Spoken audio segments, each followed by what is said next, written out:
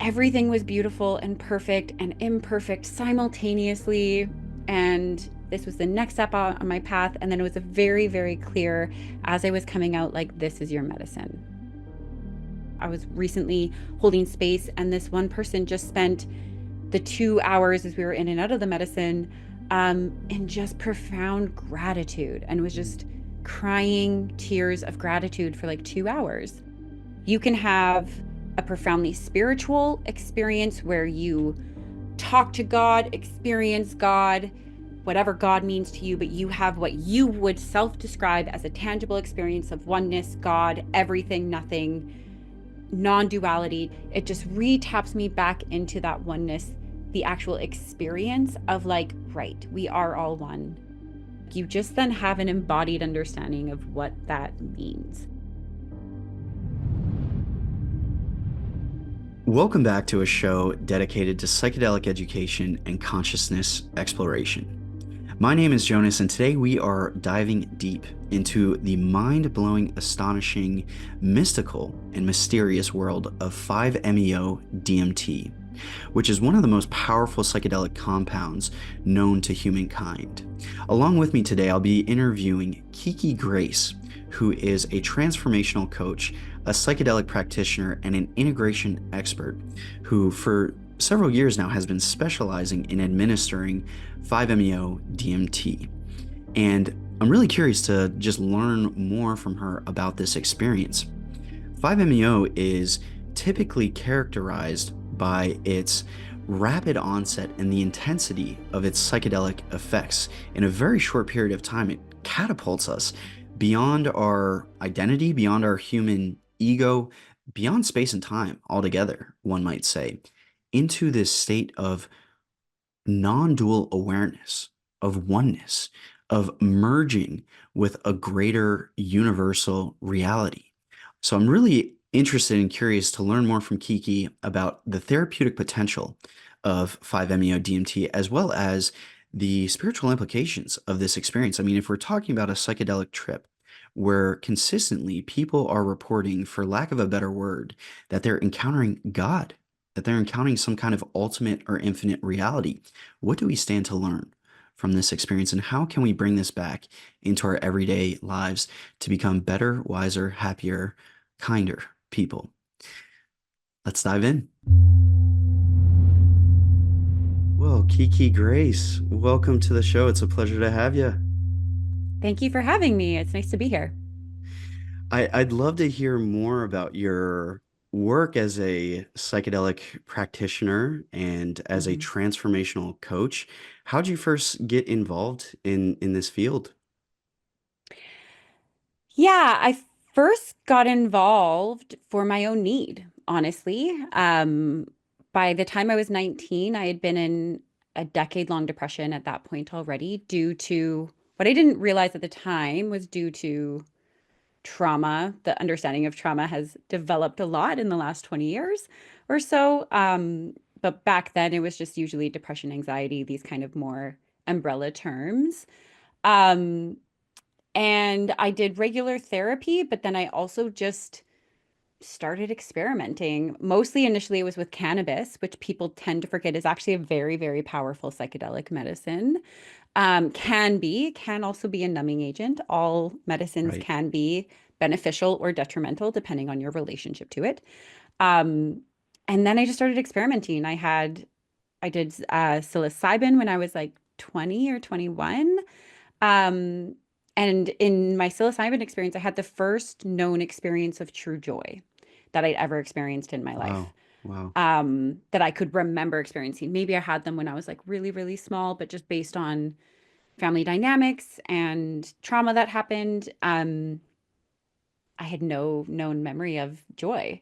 And Wow. I was dancing and singing and laughing just in like a group of friends. And I was blessed that one of the girls that of the specific experience, she was a few years older than me, and she just did what I now understand was like she was like my guide almost. She just held space.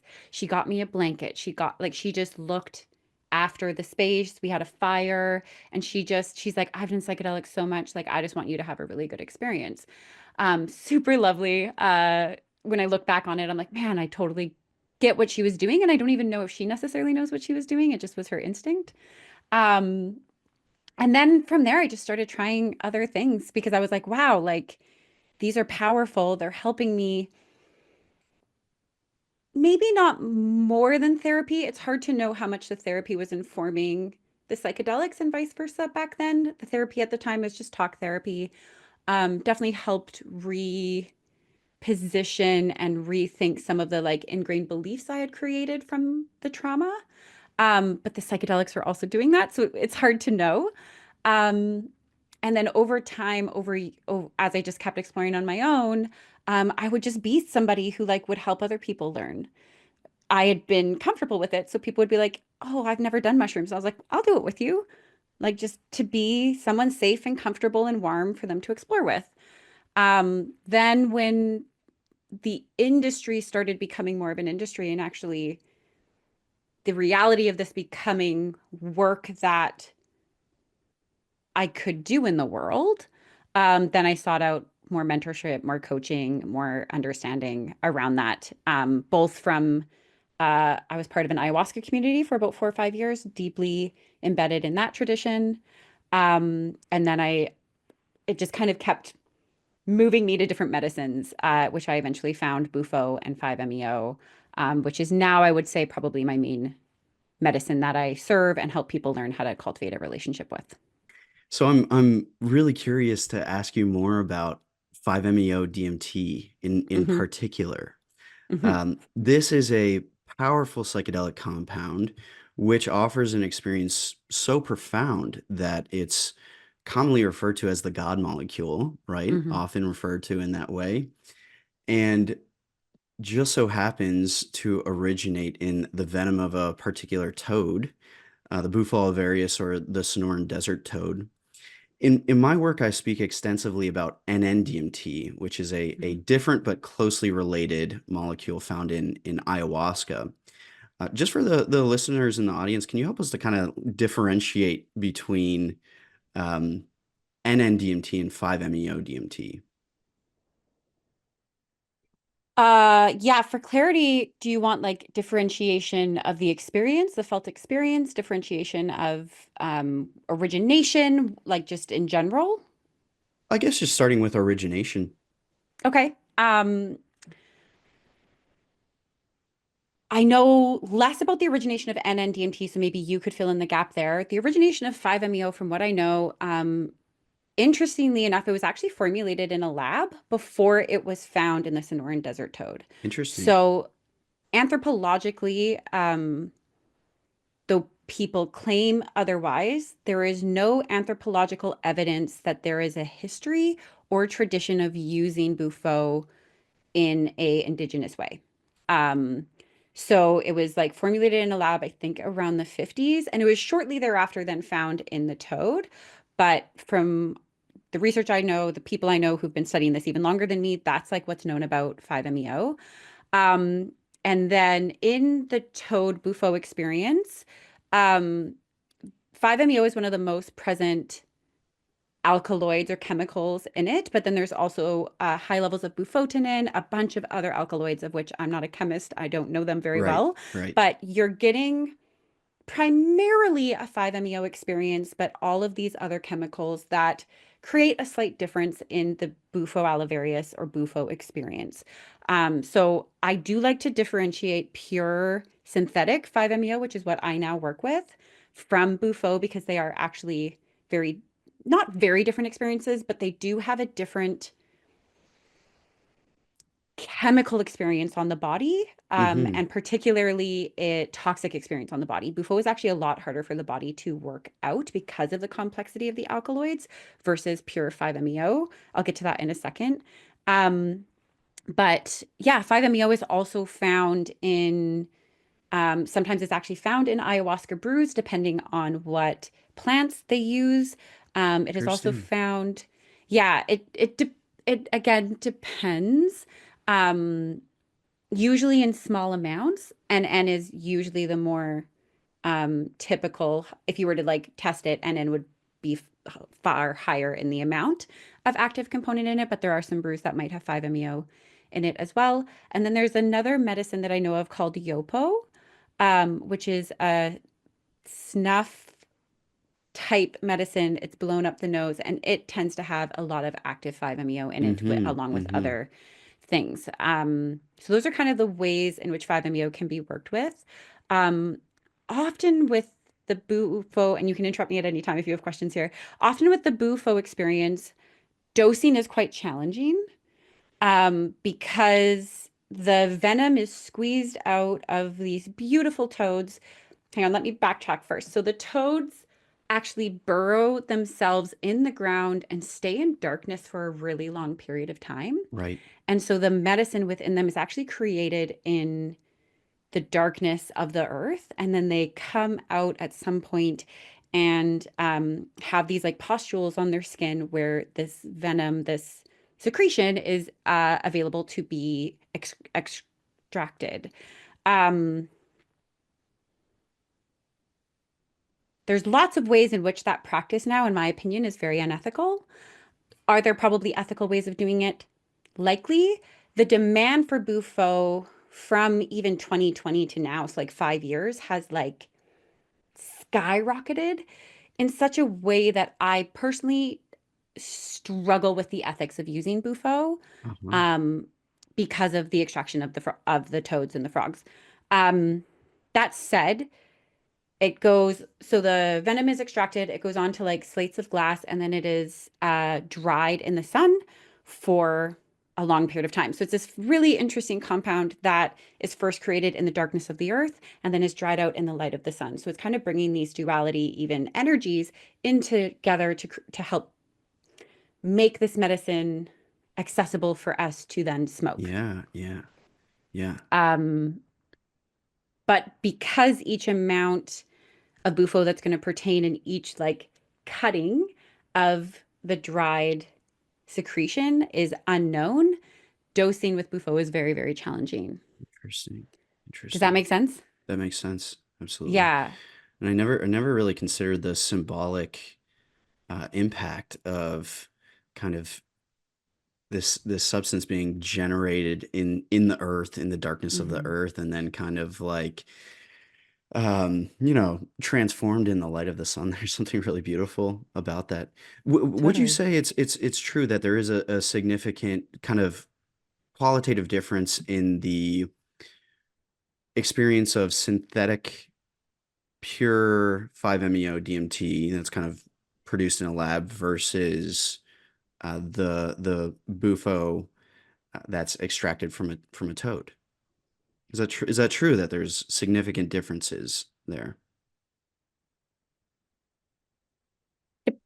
Depends on who you are. So some of for me the answer comes in if we believe that spirit can exist in synthetic molecules. Hmm. I believe it can because I believe spirit is in everything.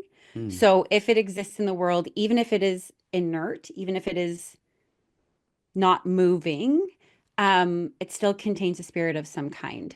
Also, we as living, breathing, creative forces in the earth, when we create something, which is what we're doing in a synthetic lab, we are bringing spirit through us, through chemical structures, through all these things to create a compound. So, um, I personally believe and have had this confirmed in experiences with back-to-back 5-MeO Bufo, 5-MeO Bufo as I was learning and comparing them Interesting. Yeah. to understand. And I did this quite a few times.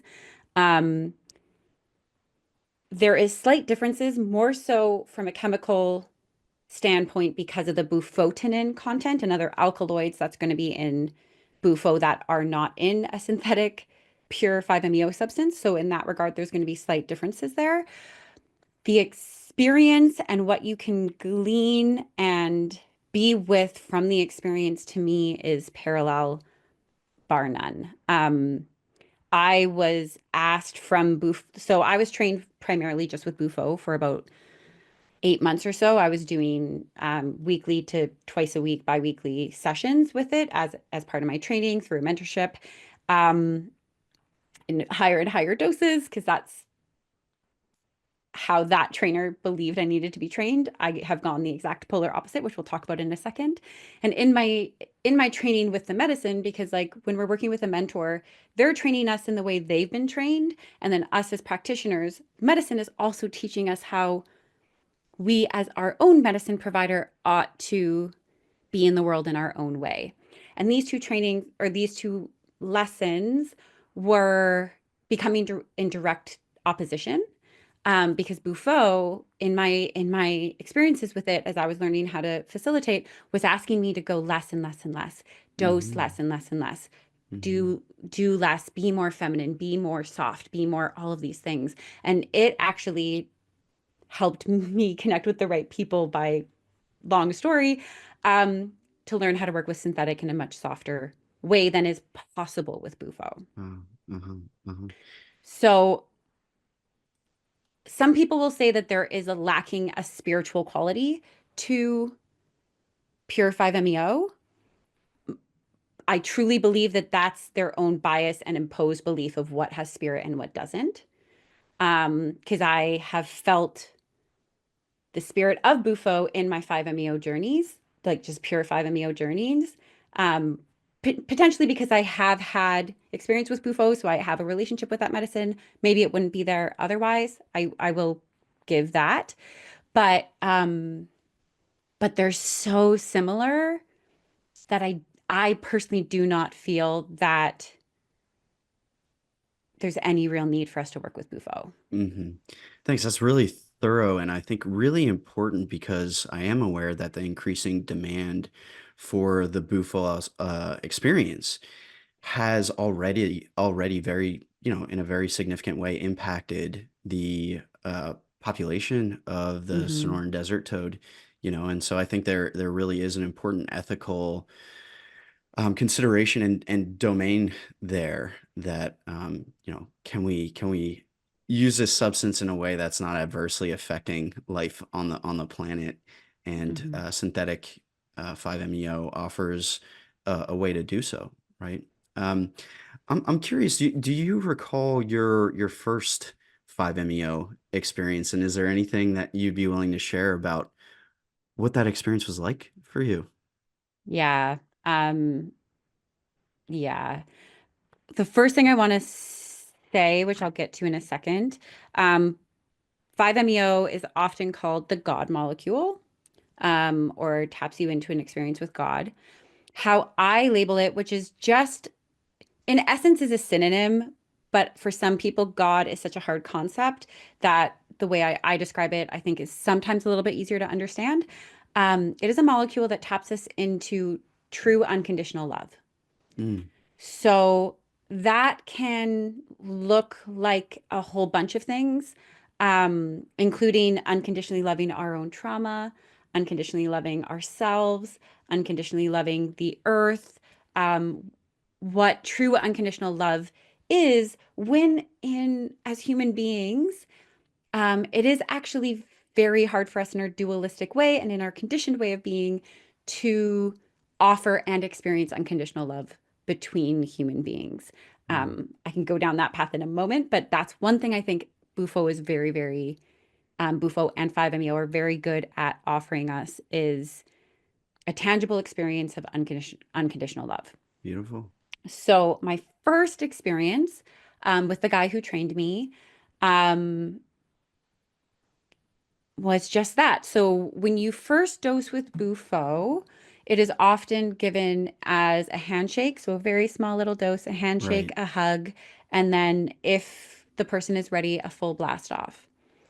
The handshake, he dosed the handshake in quite a light way where I was able to stay fairly present in the room, and just kind of was like, oh, this is what this is. Okay, this feels really lovely. In the hug dose, um, he helped me fall back, release into it. And I just felt like I was a part of everything. Everything was beautiful and perfect and imperfect simultaneously. And I had been like on the path that I'd been on, and it was exactly where I needed to be. And I just needed to find him. This was the next step on my path. And then it was a very, very clear as I was coming out, like, this is your medicine. Mm. And it thanked me. So previous to that, I had been diligent in the ayahuasca path. I thought I was going to become an ayahuasquero. I was Mm-hmm. like, when I first did ayahuasca, it was like, follow me. Like, you need to keep doing this. I was deeply in unraveling my trauma. It was super helpful in doing all of that. But I honestly thought I was going to become an ayahuasquero. And then during 2020 and COVID hitting, there's lots of reasons that that path just got interrupted.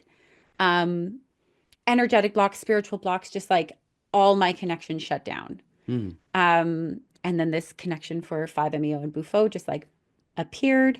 And in that first one, it came out and it was like, thank you, literally, thank you for following that path. It led you to here. This is the medicine you're supposed to serve. And it was like the clearest and like thing. And I came out, and the guy, he was looking for a woman to work with. And he looked at me and he was like, we're meant to work together. And I was like, yeah, we're meant to work together. And he was like, Wow. okay. And it was like, he knew it, I knew it. It was really beautiful. So that was my first experience with Bufo. I Wow. believe I did a deeper dose after that. I'm not that's not in my memory as opposed to the hug dose, but yeah. Mm. Mm. I love how you're pointing to almost the way that we can engage in a relationship, like an evolving relationship with these medicines, these plant Hmm. medicines. Yeah. Thank you for saying that. That's like my main orientation in how I approach the work I do and how I try to guide other people to think of working with medicine is it is a relationship. I mean, almost everything we have in life is based on the relationship we have to it, the relationship to ourselves, the relationship to our thoughts, the relationship to our habits. All of these things are relationships, but even more so with substances, it is the way in which you are in relationship. You relate to it and it relates to you. Yeah. Um, and and approaching it that way as an ever evolving thing too, it's not like this stagnant thing, I think is also really really crucial. Like there's medicines like psilocybin was super crucial in my life for a very long period of time, and I hardly work with it anymore.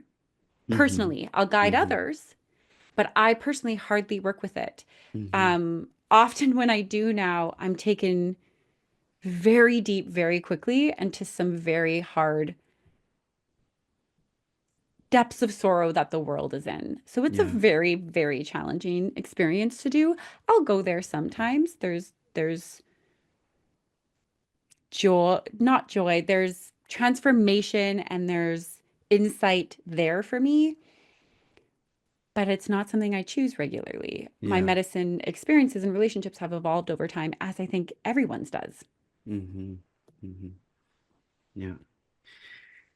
5MEO is kind of famously difficult to put language and words to describe the Totally. experience because it's just so transcendent and kind of non-dual Mhm.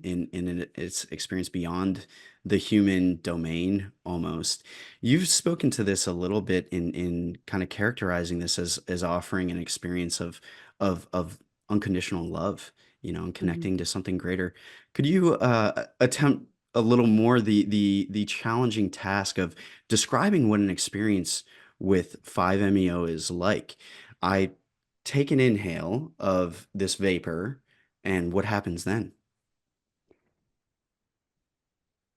So a few different things. So one, it depends on which dose you're in. So I'll answer that in a moment. It really this medicine is super dose dependent, as all psychedelics are, but like even more so, this medicine is super dose dependent.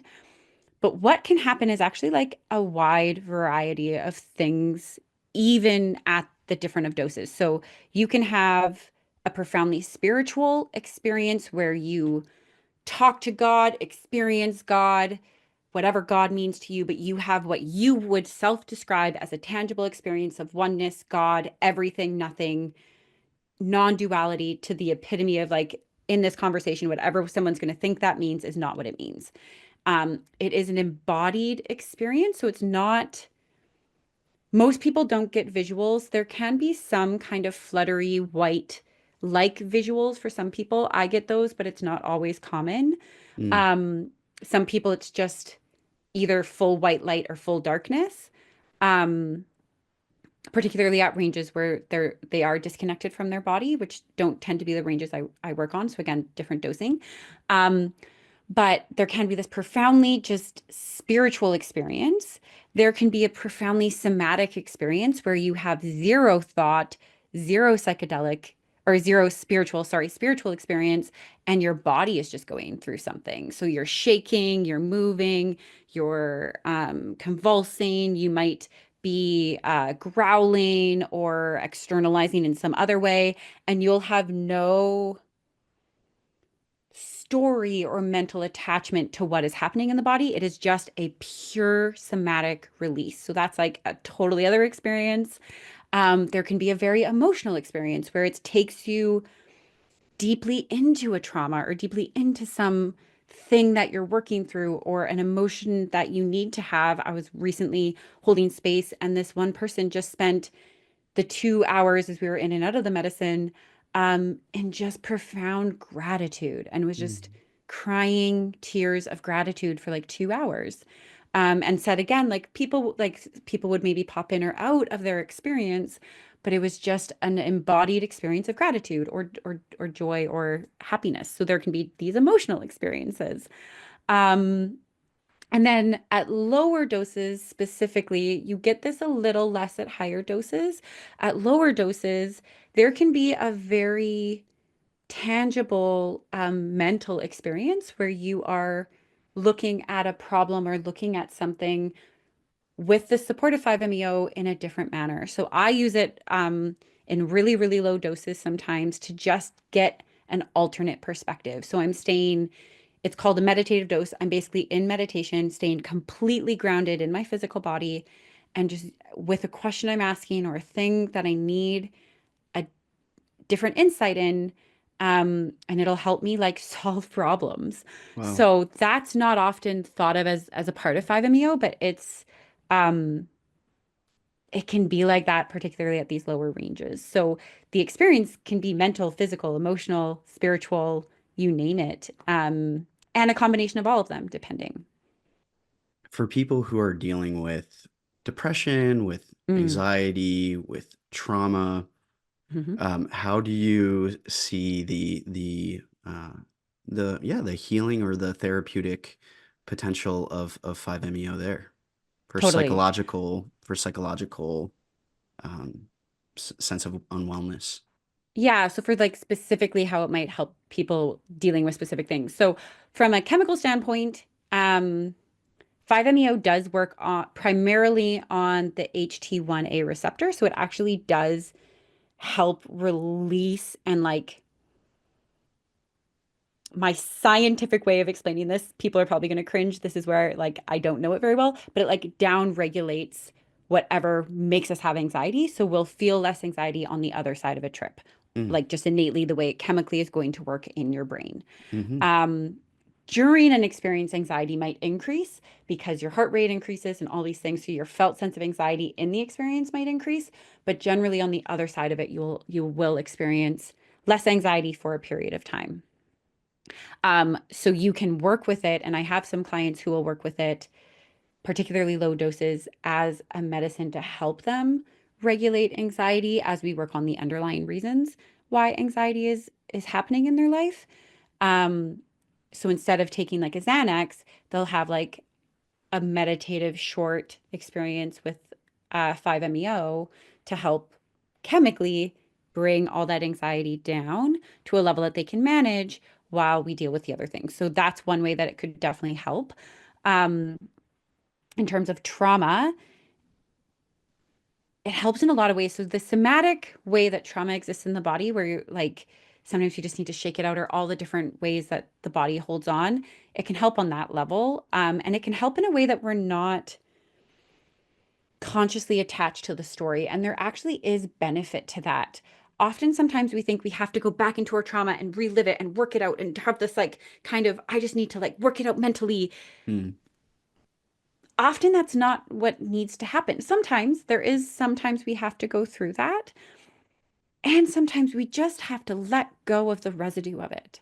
We just we just do. And 5-MeO can really help someone just let go of the residue in their body without it being, I'm letting go of X thing. It's just, you just let the body do its thing. And Mm. there's beauty in that. And there's beauty in learning how to let the body do its thing. So in day-to-day life, you can start to learn like, oh, I just had like a weird feeling. I just got to shake for a second, not being high. You learn how to let your body have its own experience that you're not innately suppressing. So it can help in that regard. Um, Again, the depression piece is kind of similar to the anxiety piece, but all of it, it can give us different insights. It can tap us into different energies. It can just be a really, really supportive substance that helps us. Now, again, the last thing I'll say on this question is with the way I dose in this very tapered manner, the other thing that I find is it also helps people um, go right up to their edge of fear or go right up to their edge of anxiety. And instead of a lot of dosing that blasts people through it, and so you're taken from 0 to 100 and then you slowly come back down, they're in control to be like, okay, I'm right at the edge of fear. I'm in some experience and I can take just two more inhales and just lean into it. And what Mm. happens if I lean in where I still know I'm in control? I'm not blasting through my protectors. I'm not blasting through my anxiety. I'm leaning into it. I'm working with it. I'm reshifting my relationship to it all on my own terms. And that way that I work with it for anxiety, for trauma, for trust building, for self understanding, um, has profound transformation on the other side in ways that are unique to every individual based on Yeah. what they're working on. But I think that's the other really cool potential with 5-MeO, particularly low dose 5-MeO, which is really the only way you can do that is in vapes, is Yeah. in vapes that have dilutions that we control and manage. Kiki, you're making me want to come visit for a session with you. Now, it sounds Yeah. like you've found such an amazing way of working with this medicine that really meets people where they're at. So Hmm. you've mentioned kind of a couple times like this sort of incremental, sort of low rise approach to dosing Hmm. 5-MeO versus this going for a full blast off kind of experience. Uh, just curious to hear a little bit more about that. Yeah. Um, So, if people want to learn more and want to read more, I haven't created resources on that, but I'm just going to shout them out because they're doing great work. And interestingly enough, trained by the same people through the grapevine. There's a people called the Pattern Project, based out of somewhere in Eastern Canada. They have great resources and like a, a deep depiction of this. So it's often called the stepwise approach. But how I dose, how it looks like, how I help people learn how to dose is I have dilutions of what's called 1 to 12. So it's a twelfth of a gram diluted into a milliliter of solvent or liquid. I use medical grade 400 propylene glycol. Um, and and then I have, so you have like a vape pen that's super diluted. Then you have one at a 1 to 8, a 1 to 4, a 1 to 2. I haven't even experimented with 1 to 1 yet because I don't feel the need to. 1 to 2 Right. is powerful.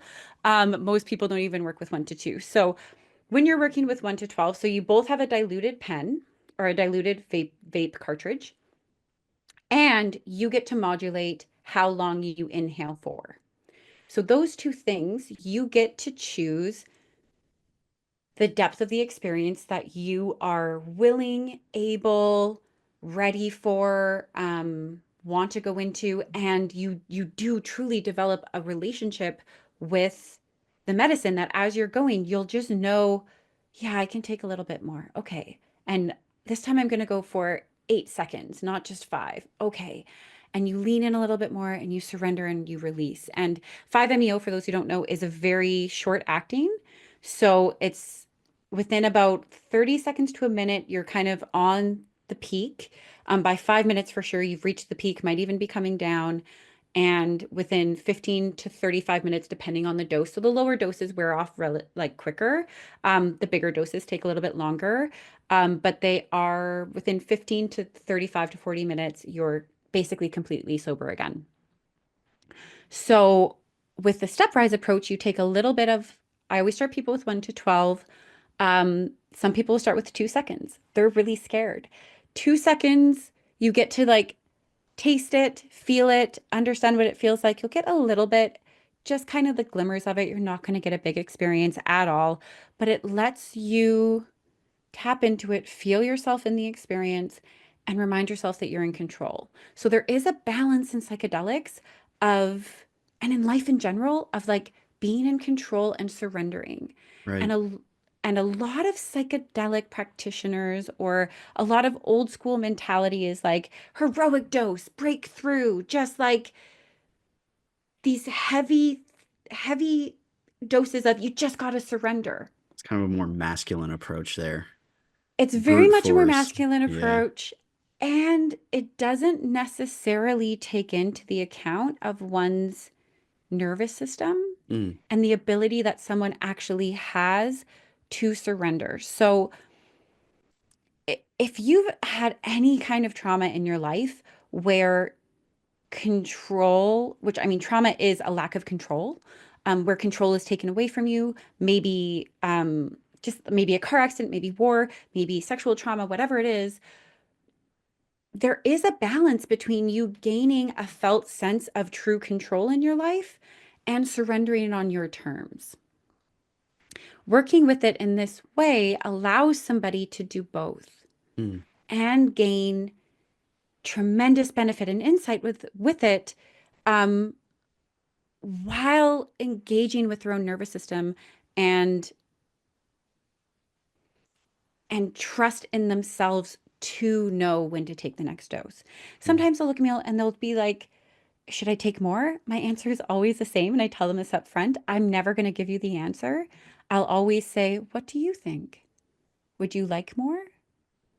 And sometimes people will do a few doses and they come out, they're like, that was it. I'm good. Thank you. They'll come back again later, but there's a knowing that that was enough. I got enough. I got what I came for.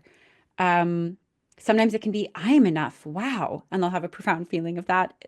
Total great experience. Anyway, I'm kind of getting sidetracked. So, what you can do, what we do in this stepwise approach is so you take a little bit, maybe 5 minutes later, you take a little bit more. Maybe 2 minutes later, you take a little bit more. Maybe 10 minutes later, you take a little bit more. So the dosing ends up layering itself to step you up slowly into these higher, deeper experiences, Got it. but that you choose, Got it. right? Because Yeah. sometimes if we're blasted, we're choosing it because we're saying we're blasted, but we don't actually know what we're choosing. Mm. And you're just blasting through. And often people re enter in a very activated nervous system. Mm-hmm. I watched that happen numerous times with Bufo, and a very activated nervous system that then they're trying to process what the heck just happened to me. My nervous system is all out of whack. And they leave feeling fairly dysregulated. And integration for a lot of folks is really hard in those blasted off states. In the slow stepwise approach, integration is almost happening simultaneously because it's all it's all at the rate that they can manage. So Yeah. you're not needing to blast through them for them to process later. There is still processing that can happen later. But often people on the other side are just like, oh, I just feel better. Yeah. Yeah. Thanks for sharing that. That's it, it just feels like that's so essential and important to kind of safe use of Yeah. this medicine, because I have heard of stories like with any psychedelic compound and really any um medicine. uh the effects are really dose dependent, and Mm-hmm. adverse effects are also dose dependent. And it strikes me that Mm-hmm. when a person has a really challenging subjectively destabilizing experience with 5-MeO or any other psychedelic, it's often because there's probably more of a brute force approach, or just going straight for the blast off, where the nervous system is overwhelmed. Can you just touch on a little bit as to your experience of adverse outcomes here Mm. with 5-MeO DMT, um, what that might be like, and potentially how to work with someone in that state, someone who's had a big 5-MeO experience. Maybe they haven't taken this kind of stepwise approach, and they're kind of coming back into the body very dysregulated. Um, yeah, can you speak to those experiences a little bit? Yeah. Hmm.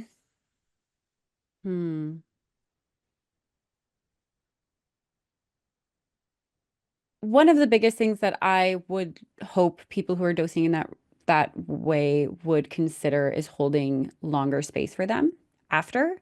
I know people who will do, and I was trained in this way, and I don't even do this now, who they have hour and a half sessions. So you do a couple doses, the total is 45 minutes, maybe an hour, and you have an hour and a half, and then you got to send them on their way. So whether or not they're regulated or not, you've done your work, you've dosed them, you facilitated them, you kept them safe in the experience, and they're going back into the world potentially with everything that they have ever considered blasted out of them.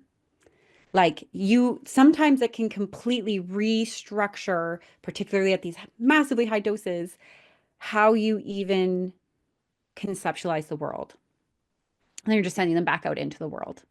Like, to even say that it's like subjectively destabilizing, that would just be destabilizing, like, period. Right. Um, and so how you would how so I guess the question is like how to support somebody in that.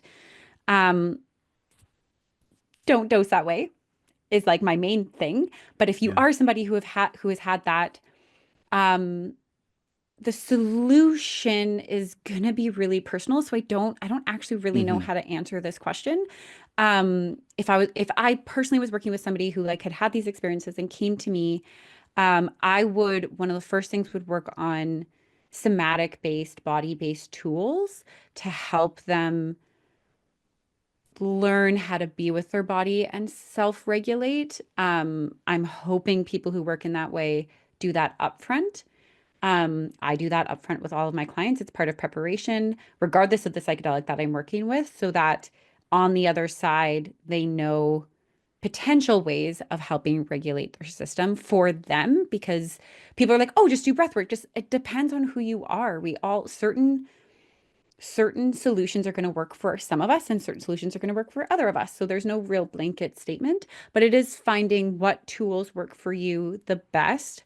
Um, that would be one of the first things is helping them regain a sense of stability in their felt sense of their body so they can feel safe again, or at least some semblance of safety again. Um, Hmm. Then from there, it would be helping them ground whatever insights came through. So if their Right. entire worldview was shattered, helping us put back the pieces of a worldview that's going to serve them in interacting with the world again. Hmm. Um, that can look like a whole plethora of things. And that can happen in like a psilocybin trip or an ayahuasca trip as well. That same kind of experience can Of definitely happen. course. Um, and that is sometimes the magic of it because it breaks you out of your pattern thinking that's limiting you. So it's not necessarily inherently bad, but it's what do we do with them? Um, and then honestly, what I encourage people who have had these really big experiences with 5-MeO is actually to work with it again, but in a slow experience where you get to regain trust with yourself and the medicine again. Mm. Because often when that's happened, your body isn't trusting you and the experience to be beneficial. It actually created a trauma inside your body of like, what the heck did you just do to me? Mm. Like you just blasted me out and I'm here. And you're actually having a slight activated traumatic experience that's going to push away the desire to have that medicine because your body's like, what the fuck ultimately. Yeah. Um, So I would then work with people in regaining that trust with themselves and letting their body know, like, hey, I'm going to listen to you. I'm going to lean in. We're going to become partners here to to re regain a connection again. Because sometimes Mm, that's what happens is you on the bigger doses, you actually completely disconnect from your body. Your body goes through a process and you're somewhere up here and you don't even know necessarily or remember what your body went through. And you may not actually remember the experience you had up here. Then they reintegrate back together at some point along your journey, and you're kind of in and out for a period of time as you reground back in. And that's just like, even just speaking to it, like my body is like cringing. And I did this numerous times. I've had this experience numerous times. Um, of course, that's going to be terrifying to completely split from your body and come back into it. Um, it can be really beautiful if you understand how to work with that. But if you right. don't, or if you are in a body that's fairly traumatized already, it's just really reactivating and traumatizing. And then the other thing that you can have at these bigger doses that tend to happen less at the lower doses is what's called reactivation, where later you're asleep and your body releases 5-MeO again, and you're completely in another experience in the middle of your sleep or in your bed or while driving. And you have what's called a reactivation because these doses were too high, too much for your system to manage, and it's slowly trying to process it out. And then again, that's really hard for people. And then they get, is this going to keep happening to me? Am I going to go, how long is this going to last? And there's all these other things that then they have to work through. Hmm. Um, so again, I'm a huge believer in really not doing blast off doses. Like if I'm just point blank honest, I just don't believe in them. I don't think they're needed. And you can get to a blast off type experience later once, like, we can work with a 1 to 2 pen. You can go into that as your nervous system has said, yes, I'm Mm, ready. mm, yeah, yeah. Yeah, thanks again for sharing that perspective because I think that's something that just that approach uh, is really important in the psychedelic space. These are in the psychedelic space. These are such powerful medicines and such powerful experiences, you know. And there's a lot of wisdom to what you're sharing. How would you say that? Of course, everyone's different and unique, but as far Mhm. as like generally speaking, how would you say the 5-MeO experience does impact people's worldview, as far as life, death, spirituality, the nature of reality? Um, I mean, that idea of non-duality. So for some people, an experience of non-duality is going to be completely transformational, right? We live in a dual world. We're trained from a young age. There's good, there's bad. Um, as you grow up and become more wise, you learn that that's fairly subjective outside of some things that most of us can agree are inherently bad, like murder. Like some of these bigger things we can say are generally bad. However, we do the death penalty in not in Canada, but in places in the States where we say in this occasion, death is okay. Um, so so if you're somebody who has grown up as most of us have with this right, wrong, bad, good thinking, and you take something like 5-MeO that smushes all that together and really from an embodied experiential place, because it is an experiential medicine, you have a total full experience. It's so hard to explain, of that not being true. Um, and then you come out of a 5-MeO experience, and I'm like, wait, so good and bad are subjective, not objective. Um, how you bring that into your day-to-day lived experience is going to be unique and Right. challenging and potentially really empowering or really a beautiful offering to engage differently. But that in and of itself is like a huge shattering experience for some people. Um, It's the I was oneness of working all with things. the oneness of all things, that we really are truly one. You can again have that experience with lots of other psychedelics, It is a little bit different with 5-MeO. Again, Mhm. it's really hard to explain, as you said before, bringing words to 5-MeO. I've had like hundreds of experiences at this point, and I still struggle to bring words to it. Um, but it does just have like you just then have an embodied understanding of what that means. Um, but we live in but we do still live in a dualistic world Yeah. to some degree. So then integrating that has its own challenges. Um, I kind of lost my train of You thought. were gonna say Yeah. something just there that you were working with someone. Oh, yeah. Who we were working in this slow tapered way. And he looked at me in the middle of the journey because people go in and out. Like that's also the beauty. You can like take a break. I hold space for 2 to 3 hours for them to really like sidestep themselves up, come all the way down, and have like a few waves of the medicine over a longer period of time. Um, and he just kind of had like a little bit of a break and said, all the constructions of how I've been perceiving the world are slowly getting disintegrated. Mm, And I was like, okay. And I was like, how you doing? He's like, I'm glad I didn't blast through them. And I was like, great. Yeah, okay.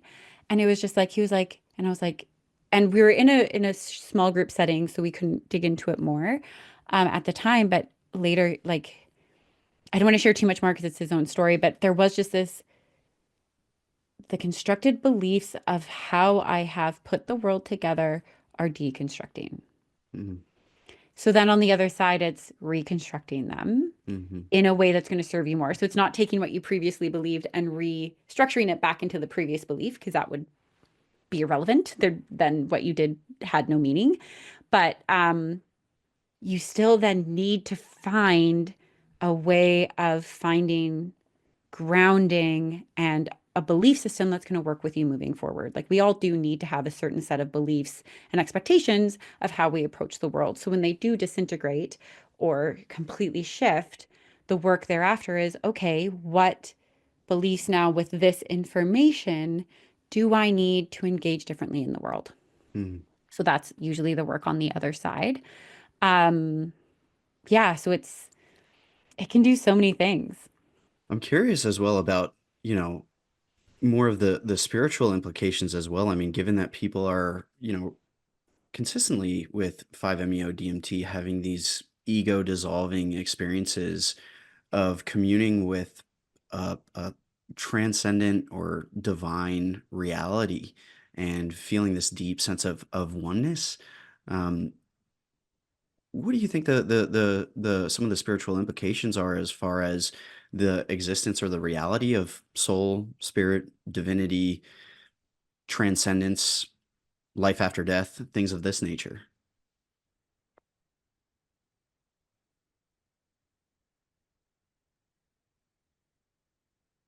Hmm. I have my own beliefs to answer all those questions. I'm And I curious to hear don't, those as well. sure. We can do that.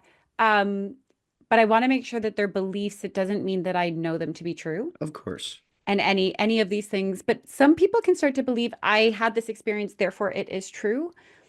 We're never going to actually know the the truth of what happens after death.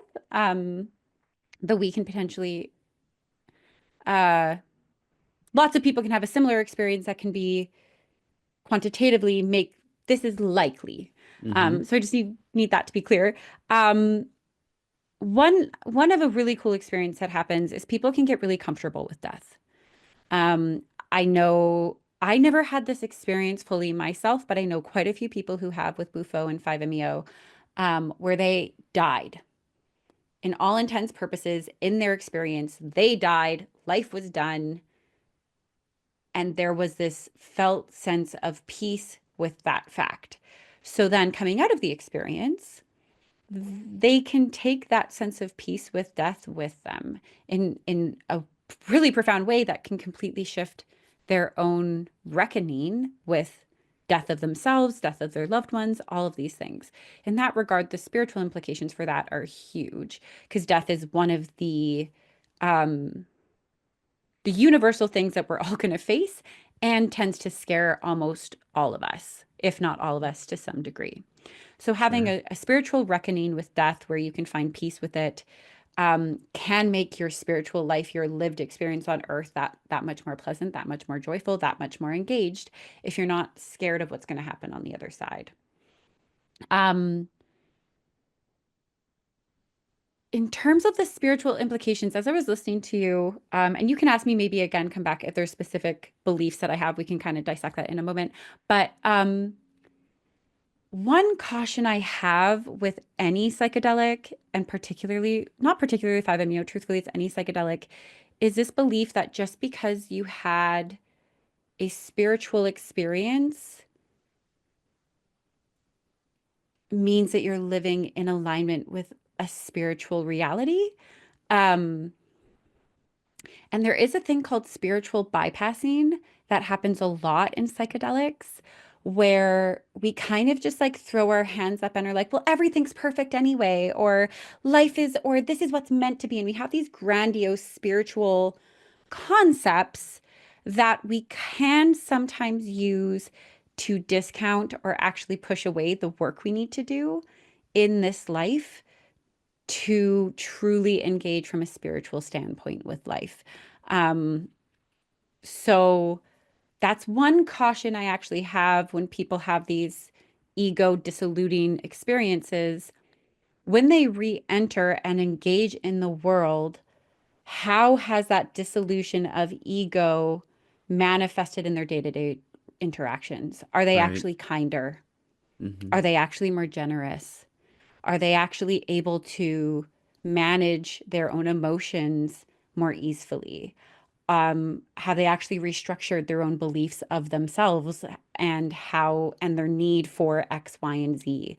Um, if those other aspects of reshaping our relationship to ourselves and our ego haven't happened, um, they had a momentary ego dissolution, but it didn't do anything in this reality, which, in my personal opinion, is somewhat makes it irrelevant. You had Mm-hmm. an experience, you came down, great, you go about your day.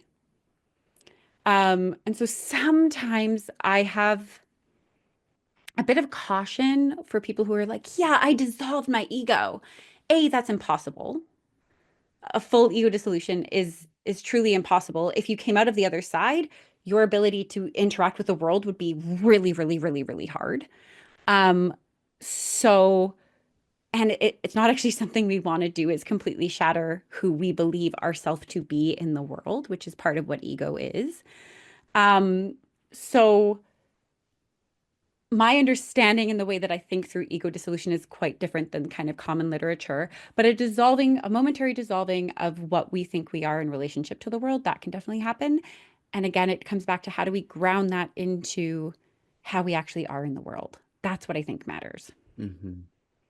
At the end of the day, it's just like, are you a kind person? You know, how are you Yeah. showing up in your life and relating to others? And I completely agree. You know, we can have the most transcendent mystical experience, but if we're not sort of grounding that in our everyday life and sort of leveraging that towards yeah, being a good person in the world, then it's almost irrelevant. Can I Mm, say one more thing there? The please. other thing that I've seen happen, because when we think of these experiences of oneness, of we are all the same, we are all a part of the earth, the cosmos, everything, we are all also equal, right? An ironic thing that sometimes happens when people start to take lots of psychedelics is they actually create a little bit of a superiority over. Mm-hmm. And well, I have all this wisdom that you don't have, and all these things that actually creates a different differentiation of me to you because I know more than you, or I'm more superior, or these feelings, even if they're not necessarily conscious of it, of superiority Right. that aren't an integrated understanding of what true oneness is. Mm. Um, and I've seen that happen quite often in the psychedelic space in ways that I think some of it is just a process people go through. I definitely had my own process with that in my early 20s. I can say I went through a period of feeling better than others. And I had to reckon with that and work with that and remind myself that that's completely untrue and false, and there's no place for that in the world. Um, and so that's the other thing I think I wanted to just name is like, if we're true oneness and equality, I am the same as the dirt in the ground. I come from the same place. I return to the same place. Mm, Walking tenderly on the earth with that knowing, how do we practice that day to day? Doesn't mean I do 24 hours a day, but that's a way of engaging truthfully, spiritually in the world that we can get insight from psychedelics of how to do, but it is a practice that we have to engage in day to day. That's a choice. right. Well said. Well said. A question that's popping into my mind.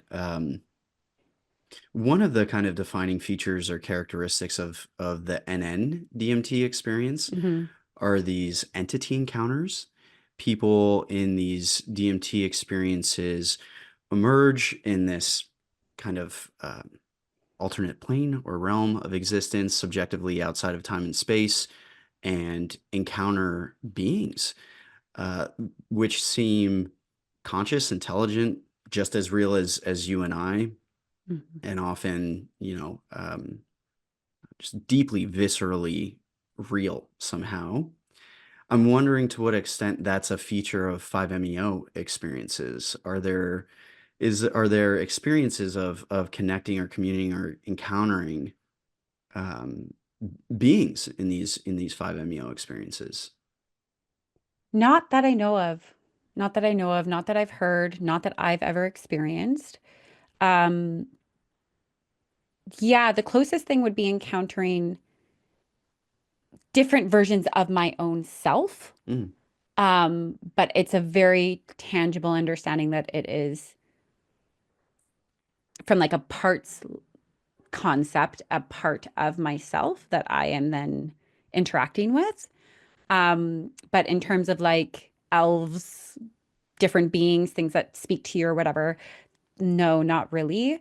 Um, the higher dosing God experience of oneness or what people think of as God, some people have said that they like touch to the being that is God. Um,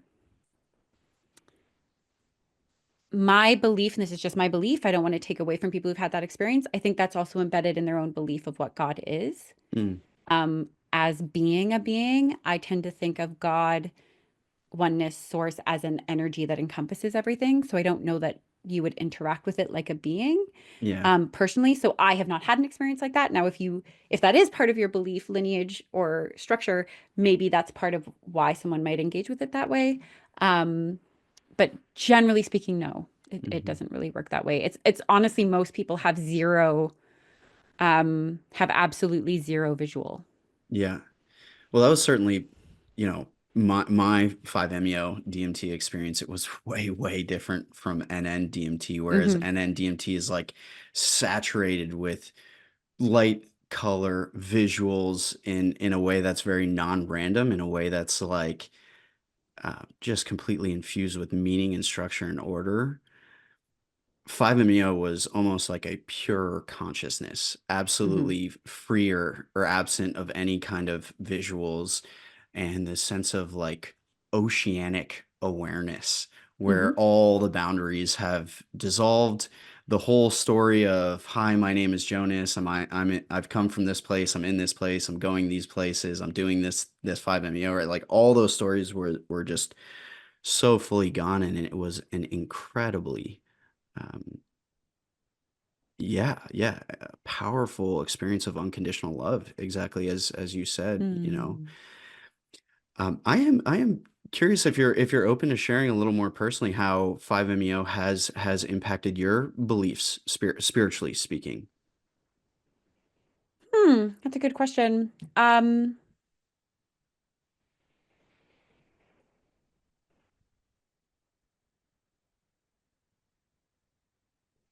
They currently, they often reaffirm aspects of my beliefs that I've lost touch with. So I am still somebody who, my level of anxiety from when I was young to where it is now is like bar none thousandfold less. And I'm still somebody who anxiety is a thing that I deal with. Now, I think some of that is being human. But Sure. in that regard, like I haven't healed anxiety, and I don't know if that's even the right way to ever think about it, that I'm ever going to live a life free of anxiety. But I'll have these kind of routine things that pop up in my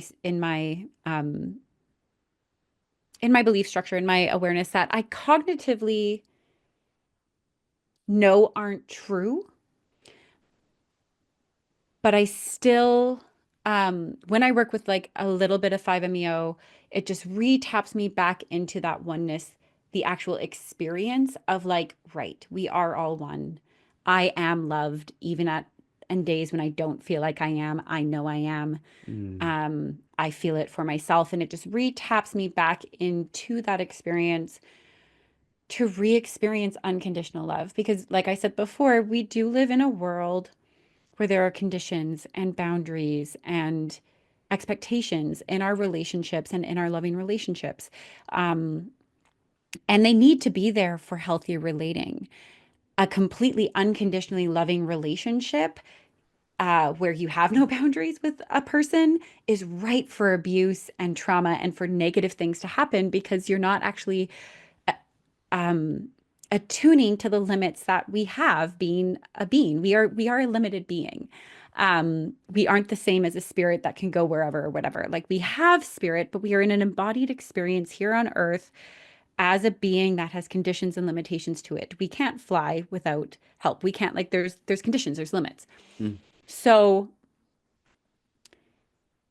being with that as its truth in how I am in the world as a conditioned limited being, um, I get conditioned limiting thoughts, part of the experience of being human. And so 5-MeO can remind us of the other part of life, of abundance, endless open love. Um, we are provided for. Everything in the end will be perfect when we die and go back into the earth. There is perfection in that. Um, and just these other balancing aspects, um, that it's easy for us to feel disconnected from. And so in that regard, I wouldn't say it's like giving me anything necessarily new, but it's reminding me of what I've forgotten. mm. Yeah, I love that, reminding you of what you've forgotten. That really resonates with me as well, because I remember in my 5-MeO experience, there was this really the subjective sense of homecoming, or a Hmm. return. It's not like Hmm. going somewhere else. It's a homecoming. It's a remembering. Hmm. Yeah, Yeah, I love that. And often, sometimes for some people, it starts with just remembering who they are. It yeah. doesn't, some people don't tap right into the oneness right away if they're still really trying to reckon with their own relationship to themselves. There's Then it's just homecoming to like, oh wait, I am lovable. I am okay. I am enough. And that's just as powerful, even if they don't tap into the, and I am a part of everything which is lovable and good and innate. Now sometimes they can feel disappointed if they don't get there yet. And I often believe things happen as they need, like, it just, that was the experience they needed. Mm, But I love the word you said, like homecoming, of just true home, safety, welcoming.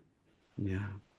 Hmm. What what advice might you offer to anyone who's listening to this conversation and is now in a place like, yes, I this is right for me.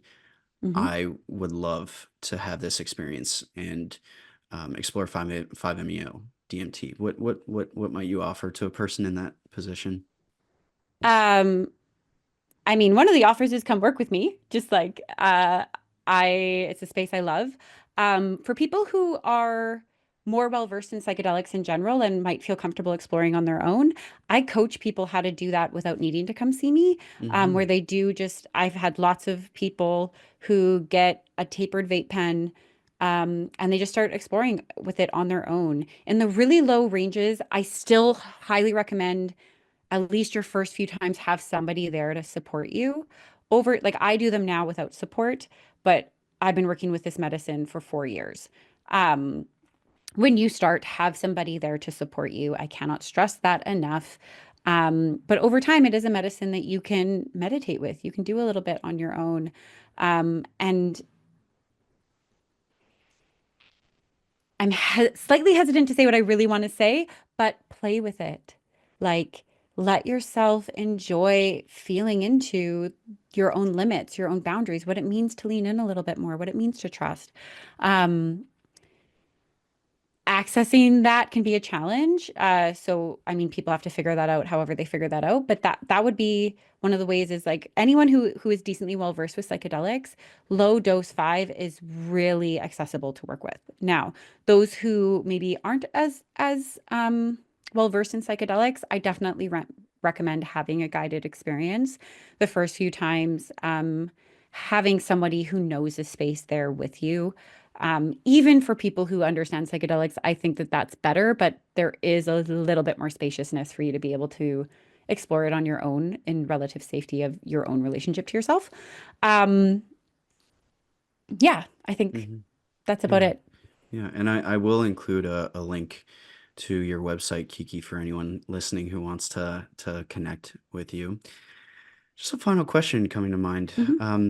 A little more like forward looking. What comes to mind for you around, um, hopes for the future of 5-MeO DMT as far as research or therapeutic uses or just spirituality, consciousness evolution in a broader sense? What comes to mind for you there? Oof. I mean, I would love for the world in general to understand how we're all related and connected to each other to stop hurting each other. Mm, I believe 5MEO is a resource that could help with that. And I also know people have to come to it on their own.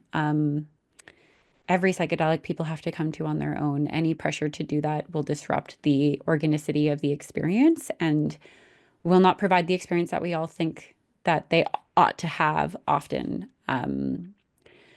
So, I mean, I hope there's more research done and more research done into the stepwise approach. The Pattern Project, I do know, is doing that. That's part of where their funding is going. Um, and that people learn how to do a more stepwise wise approach with their dosing. Some Bufo practitioners are like, well, I do stepwise because I do the the handshake, the hug, and the blast off, but it's not enough. Like the difference between each of them is just way too vast for a lot of people to handle. Whereas stepwise, you literally, it's honestly just like, oh, I'm gonna lean in a little bit more, just a little bit more, and it really truly is like one step at a time. Um, and then the last thing I want to say is like just the idea of like unity consciousness of trying to get back into a place where we can believe that there's good in the world and people are acting from a good place. Um, there's so much polarization right now. I would love to see that soften, mm, and back to a place where someone who maybe believes differently than you can still have conversations with empathy and compassion and love and agree to disagree truthfully and with compassion, not just like agree to disagree, but you're actually judging them. Um, if 5MEO, if psychedelics can be part of that, I mean, I think so. Um, but yeah, I hope, though a lot of what's happening in the world doesn't seem to be moving towards this way, that would be my main hope. Charles Eisenstein is a big person I follow and like how he speaks about these things for people who yeah. um, want to understand more. He's a really good resource for that. Yeah. Um, but yeah, that would be kind of more what I truly hope can eventually happen. Mm. Well, Kiki Grace, it has been such a true pleasure having you on the show. Thank you so much for taking the time and sharing all your knowledge and wisdom around this topic. Thank you for having me. This was amazing. it's such a beautiful medicine, and I hope people do try it in a way that feels right for them. So, yeah. Thank you. Thanks.